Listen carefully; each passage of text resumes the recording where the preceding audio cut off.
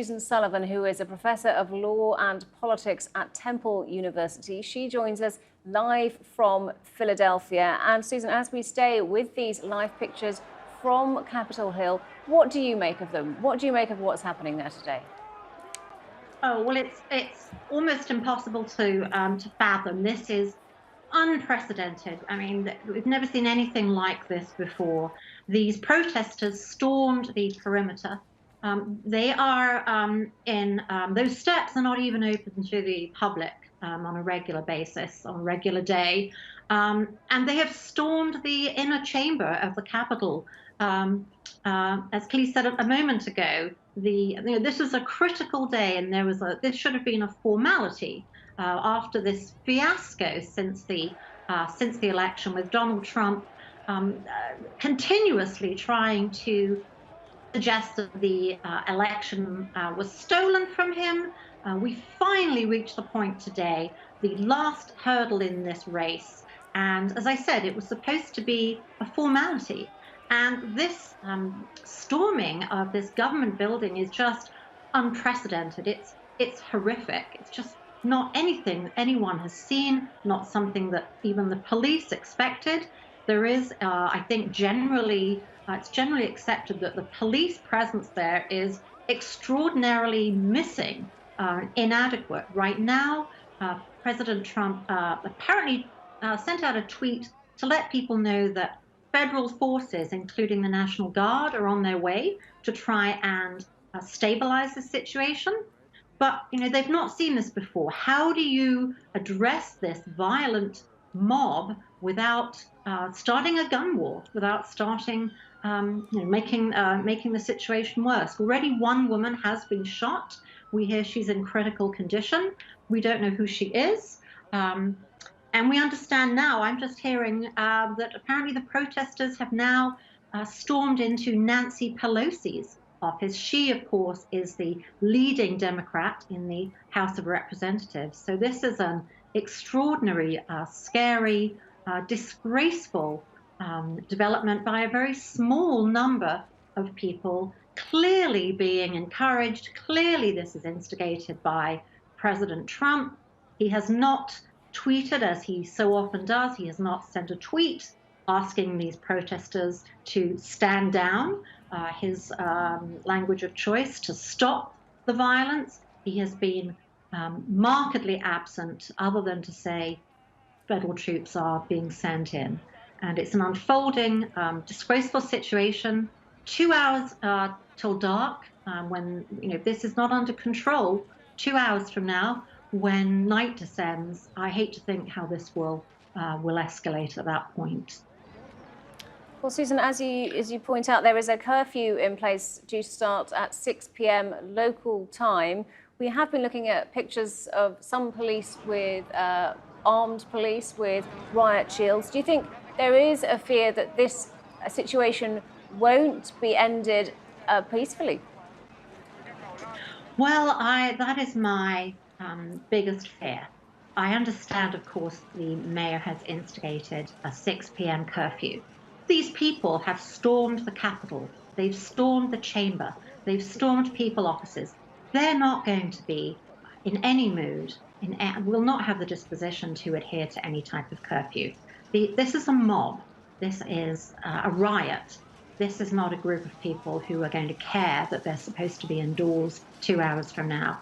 And yes, I guess I do fear that when we do have a large police presence, which is sorely needed, this is going to escalate. These Trump supporters are known to favor carrying weapons, including guns, and it's very likely that many of them will have guns. And as unexpected and as bizarre as this seems to me, yes, it may very well result in gunfire and cause a number of deaths. Well, so far from our view from outside, protests still, flag waving, no signs of anything other than peaceful protesting from what we can see right now. President Trump, though, just a few hours ago said that he wouldn't concede this election. Would you like to see him making some kind of statement towards that effect now in order to potentially diffuse what we're seeing here? I think the only thing that will diffuse what we're seeing is a very direct, unambiguous, unequivocal tweet from Donald Trump saying, "Do not do this. Step down.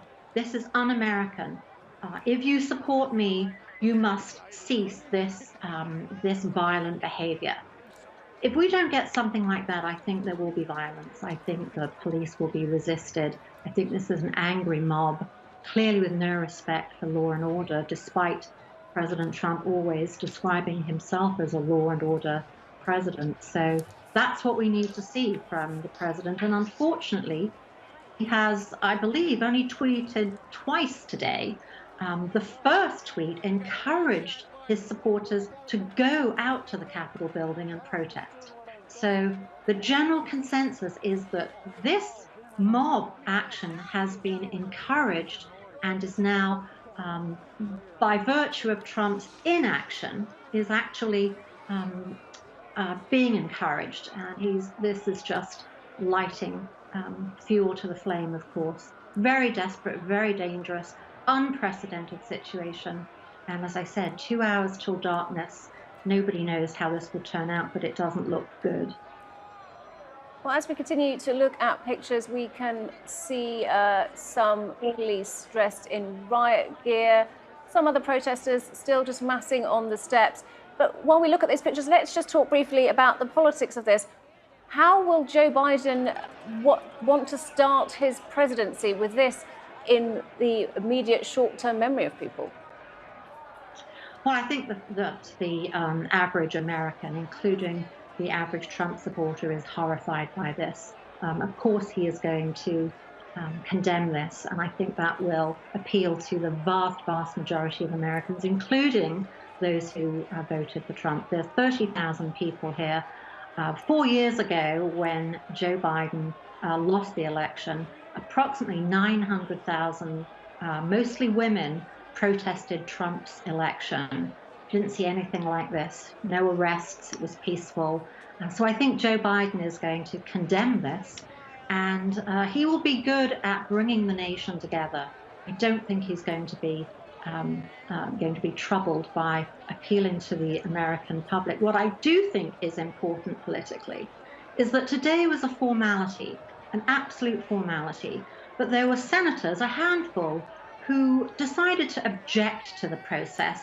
And so the members of the House and the senators, the entire American government, had to go through this process to allow them to make these perfunctory objections. And this would not have developed had this not happened. And we hope that those who did raise these perfunctory, frivolous objections will now stand down and realize that when everybody is going to do the right thing anyway, when members of the government, including Mitch McConnell, who is the highest ranking Republican, when they have said, this is it, let's go ahead, engage in this formality and accept Biden as president, hopefully this handful of senators and members of the House will now have the decency to stand down and realize that that is the right thing to do, and in fact the only thing to do at this point.